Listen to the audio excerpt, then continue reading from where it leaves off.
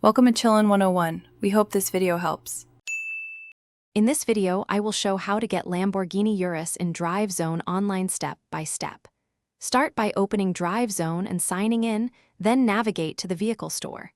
Check your balance and any event requirements carefully. If the Urus is in a bundle, compare bundle value versus solo purchase. Prepare to earn or spend the needed in-game currency, and plan which events to target for faster unlocks.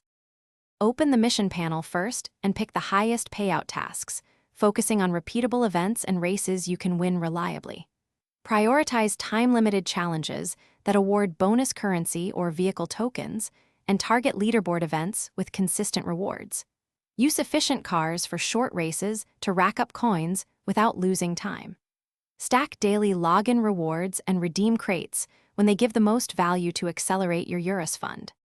If you're finding this walkthrough helpful, please subscribe and like so I can make more guides like this. Quick recommendation: a book that can truly change how you think about money, The Simple Path to Wealth, seemed worth a laugh while I was saving up for the Urus. Check the description for the link and other deals, then get back to the steps to unlock your car. Now let's get back to the video.